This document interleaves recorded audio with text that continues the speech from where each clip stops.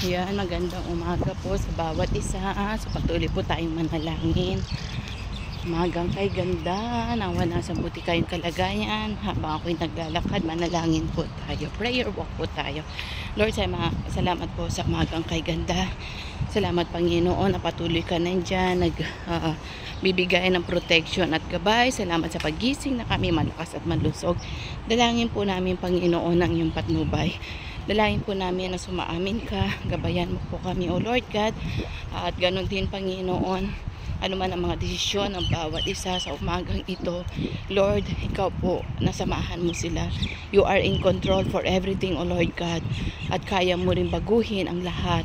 Mga may sakit pagalingin mo, ang mga humihingi bigyan mo Panginoon, as you said in your words Panginoon, sa Matthew 7:7, knock and it shall be open unto you, seek and you will find, ask and it shall be given unto you, Lord. Bless them, magbigay ka at gumalaw ka Panginoon. Lord, salamat po dahil ikaw ang may control.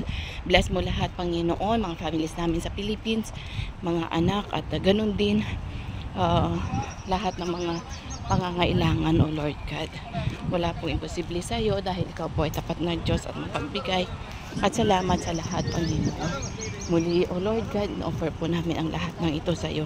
Sa pangalan po ni Jesus, Amen and Amen. Amen. So prayer works po. So pag nanalangin po kayo, go on po. God bless you all and bye for now.